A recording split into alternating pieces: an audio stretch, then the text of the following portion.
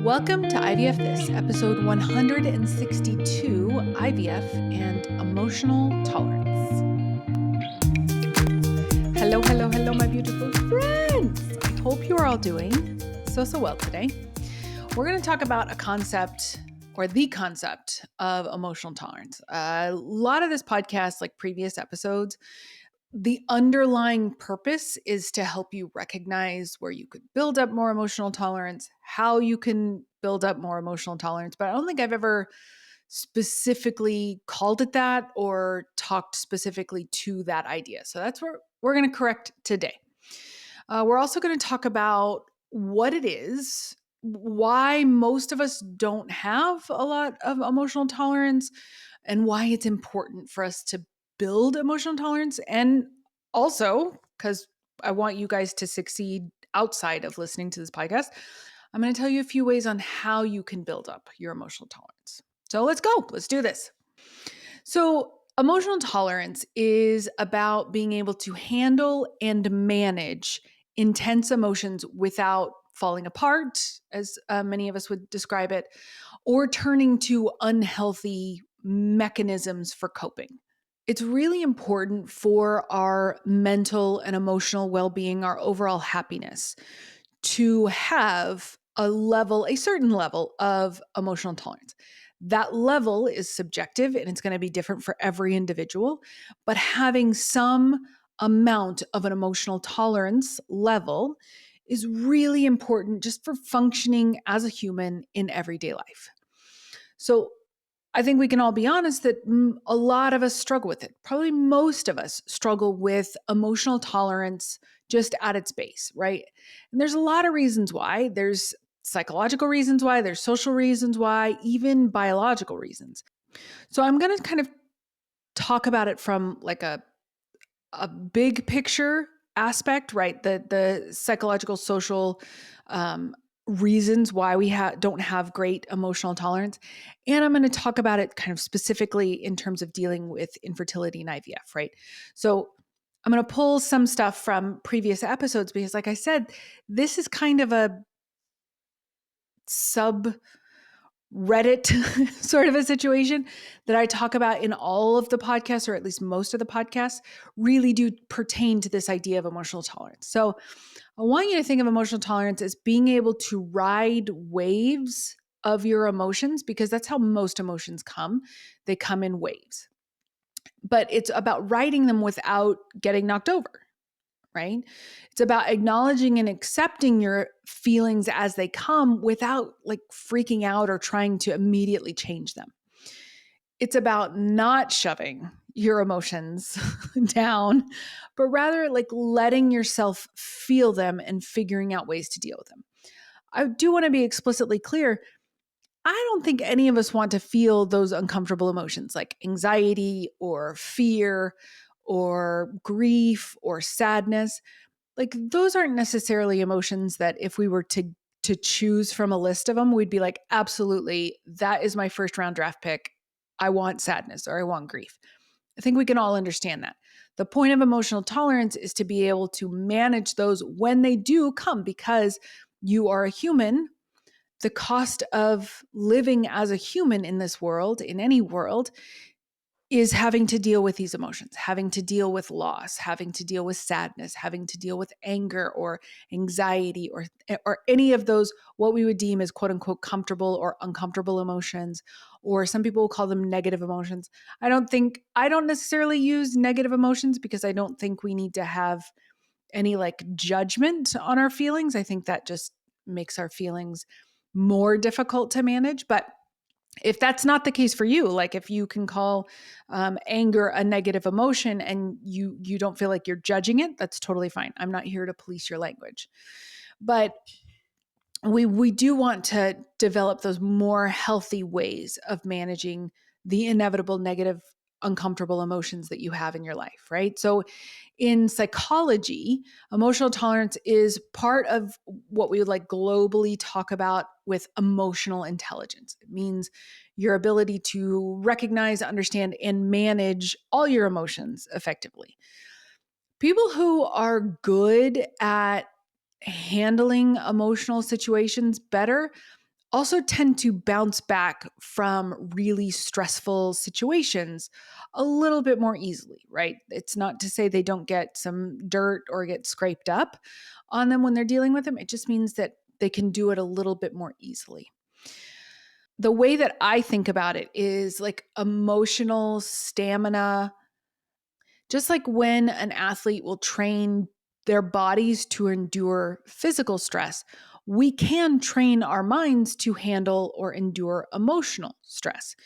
It takes practice, it takes patience and a willingness to have and experience uncomfortable feelings, which is usually when most people check out of the conversation. But I have a feeling that if you're here, you want to learn this skill. So let's talk about some of the reasons why we struggle with emotional intolerance. If you've listened to me for any period of time, you know I'm going to talk about the social cultural aspect. So our culture and society have probably one of the largest impacts on how we deal with emotions, how we perceive and how we manage our emotions. Most cultures send the message that emotions like anger, sadness are bad or unacceptable.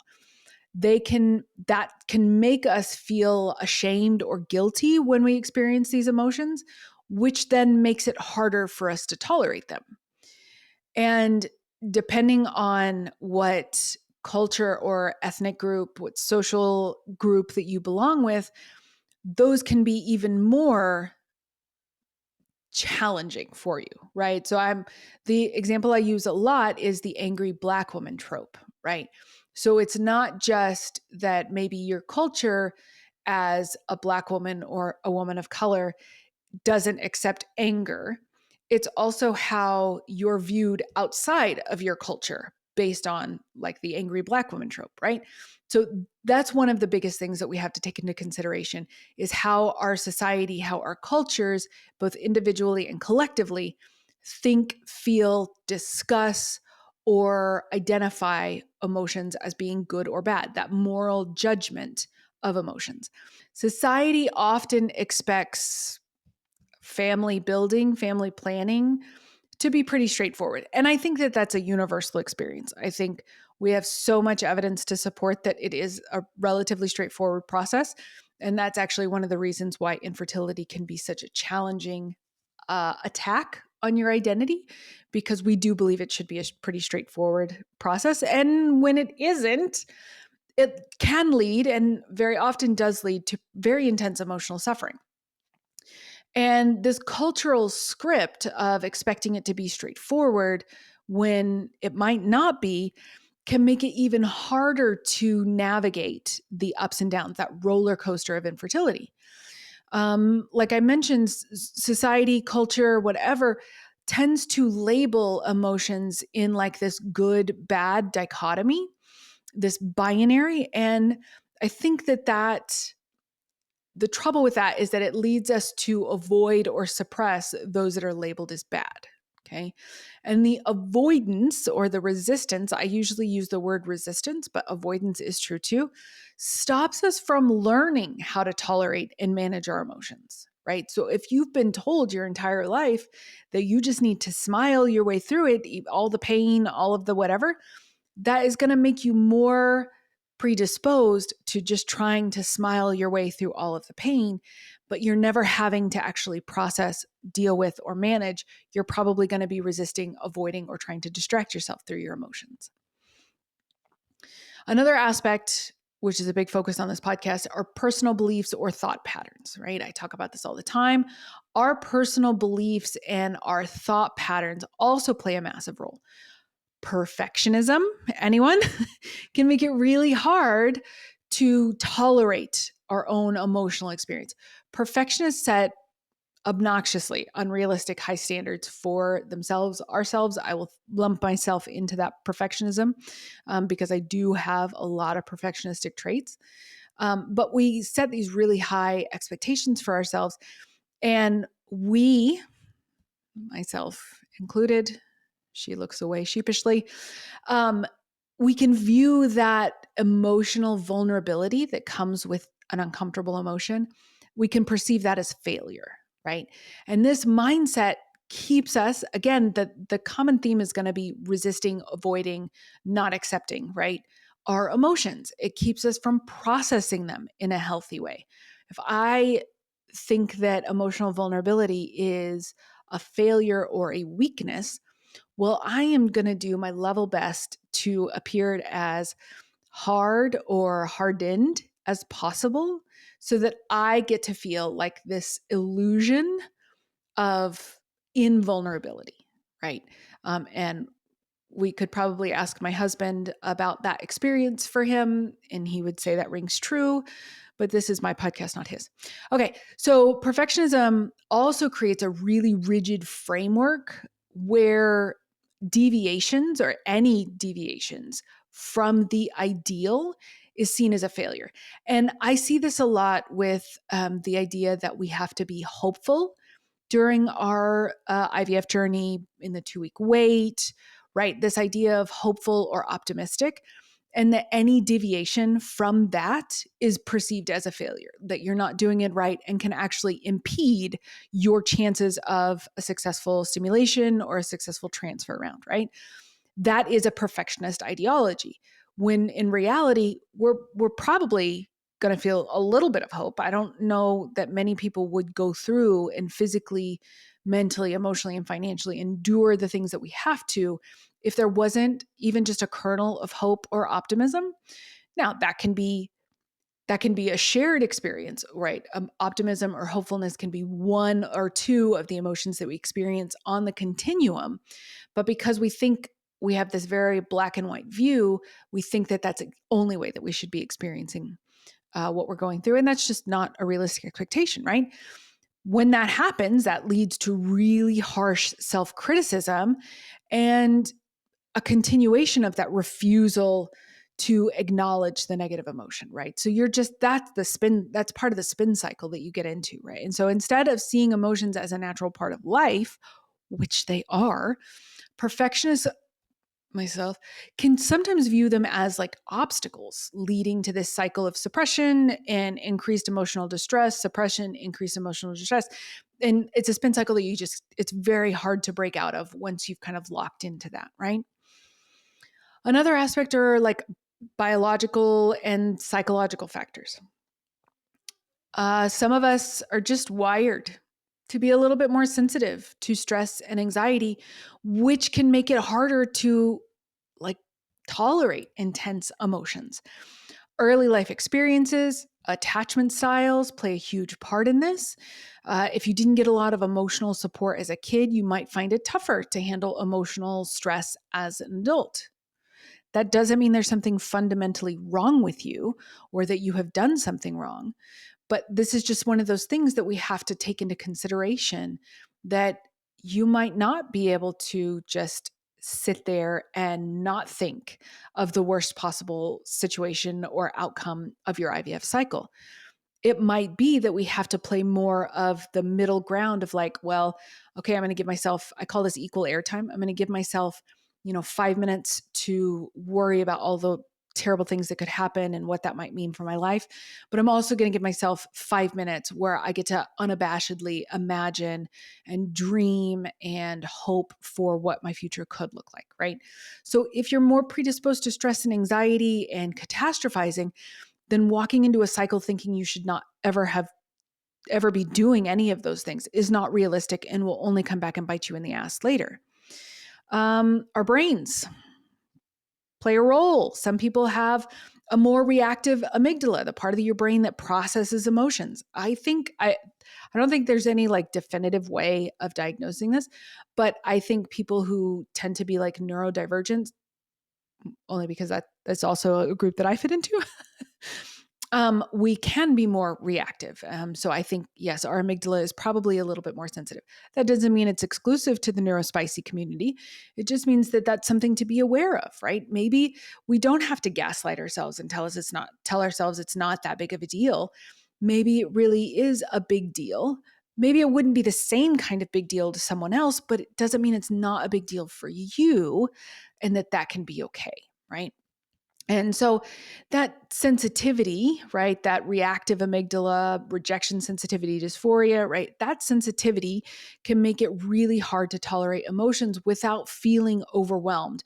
Some people will also use the term emotionally flooded, like a car getting flooded. You can't start it. So you're just kind of stuck in this really negative headspace, right?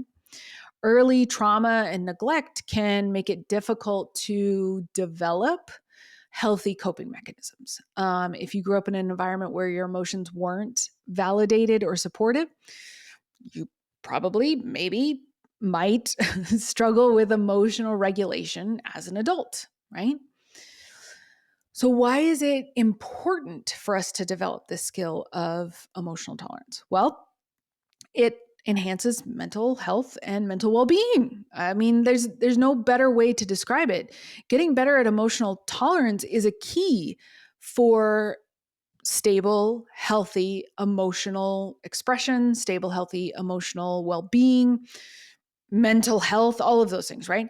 When we can hold and process our emotions, we're much less likely to turn to unhealthy coping mechanisms like substance abuse, self harm, using social media, shopping, eating, things like that, right? Those are all, when used in excess with zero benefit, those are what we would consider unhealthy coping mechanisms, okay?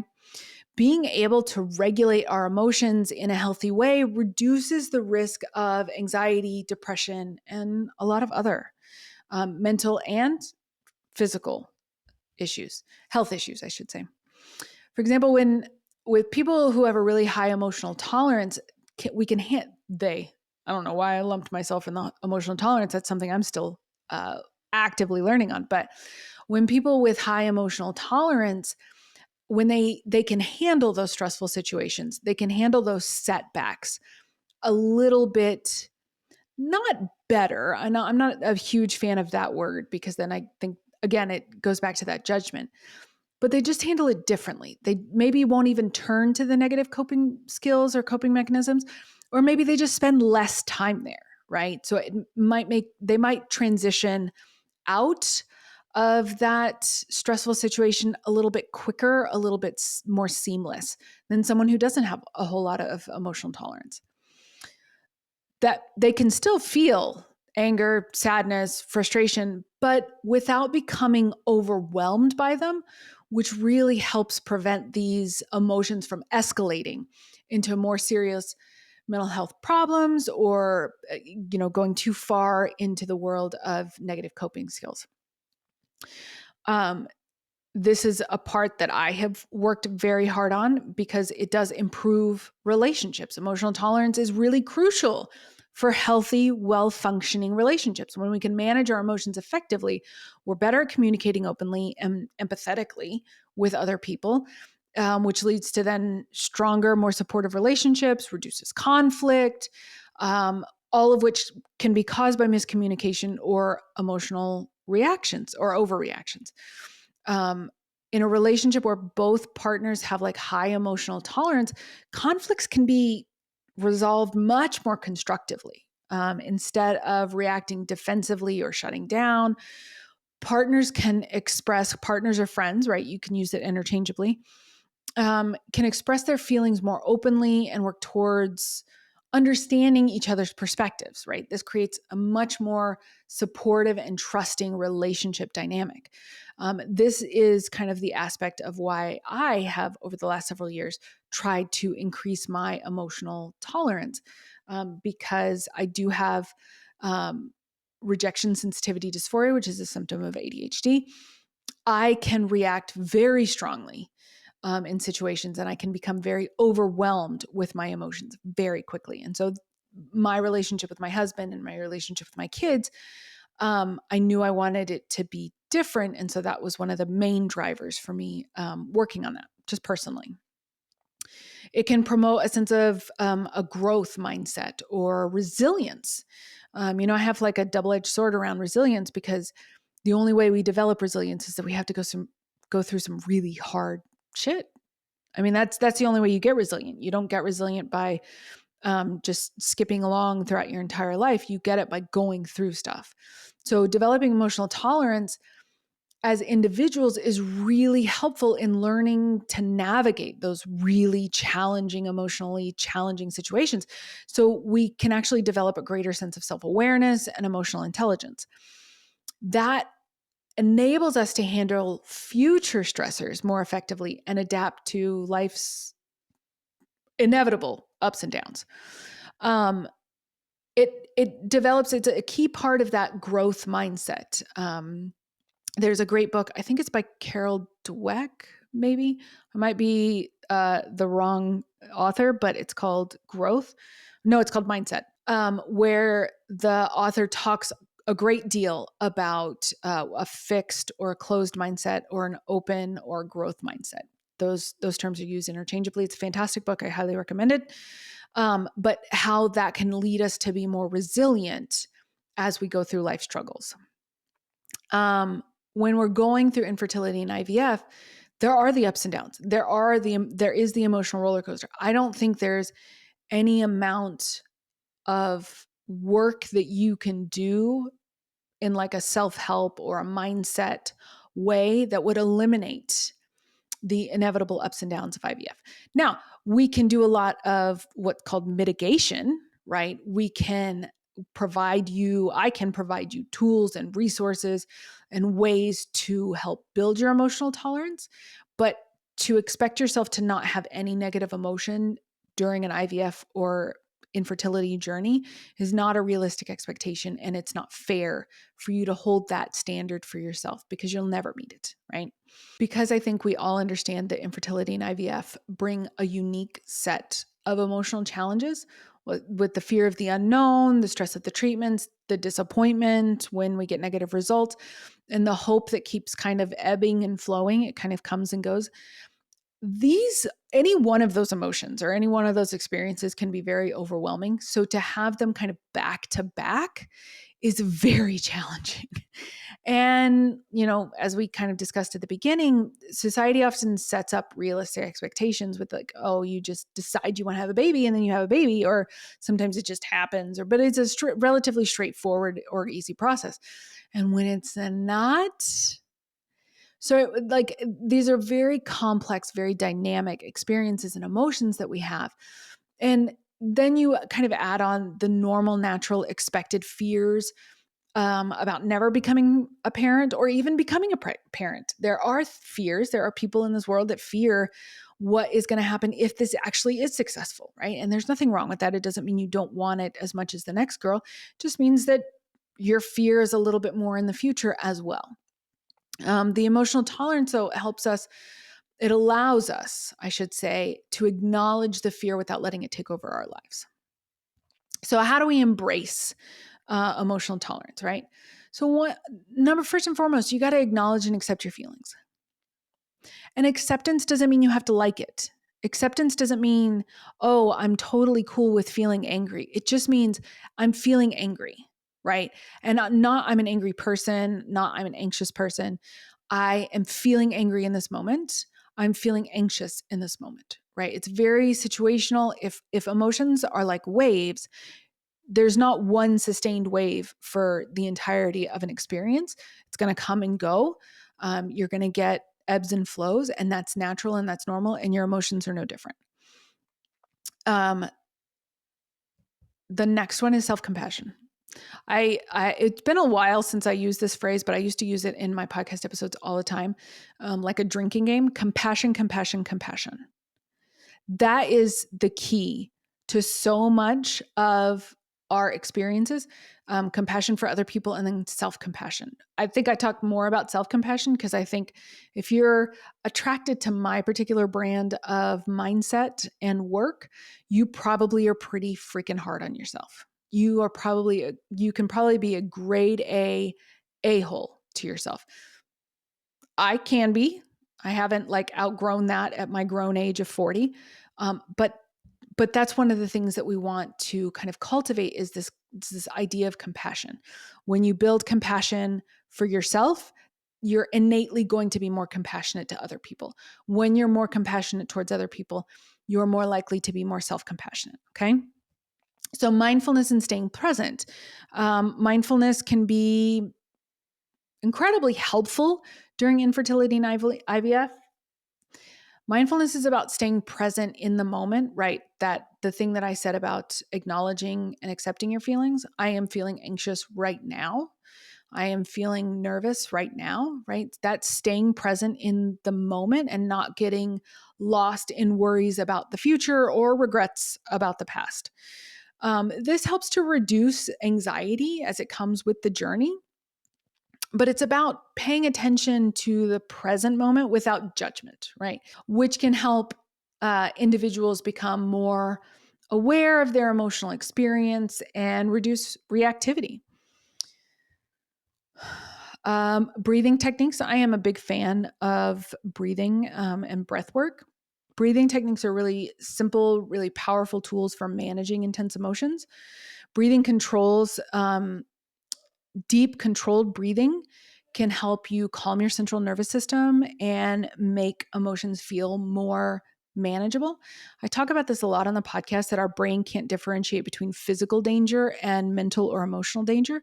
It just all assumes that it's physical danger.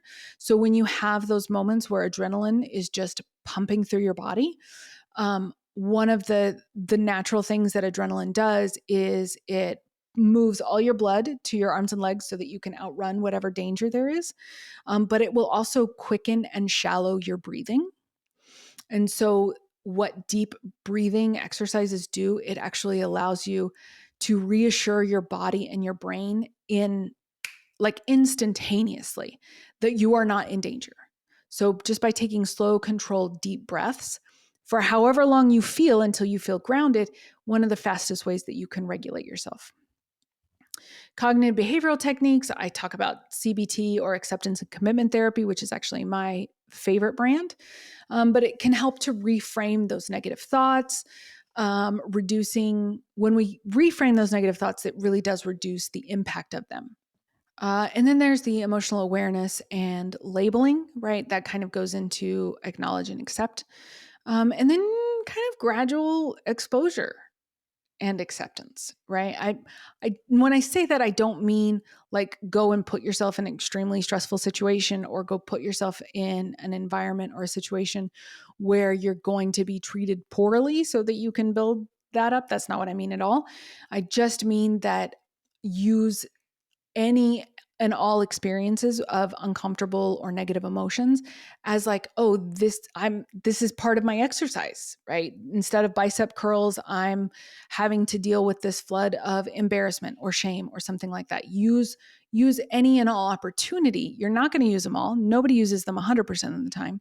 But when you can think about it like, oh, this is what Emily was talking about. This is what I'm trying to build up towards, right?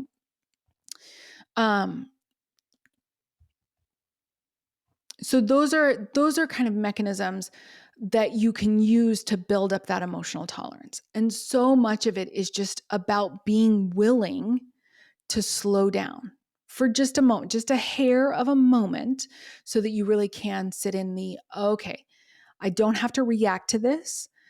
We don't want reaction. It's inevitable. You are going to react. You're going to overreact, whatever you want to say. What we want to get in the habit of doing is responding, right? Reacting is a nanosecond, it is instantaneous, it is instinctual, and a lot of times it's not necessarily useful. So we want to get in the habit of taking that deep cleansing breath, slowing yourself down, and then choosing intentionally how you want to respond. And that's what we're talking about when we're developing emotional tolerance. We can navigate these experiences with more resiliency, more grace, more compassion when we acknowledge and accept our emotions, when we practice self compassion, when we're staying present, when we're using breathwork techniques, when we apply cognitive behavioral therapy strategies, when we're increasing our emotional awareness, our emotional vocabulary. All of those things serve as mechanisms for helping you build that emotional tolerance, which will then lead you to a better life, like just a more overall satisfied well being. And I think all of us can agree that's the game, that's the goal.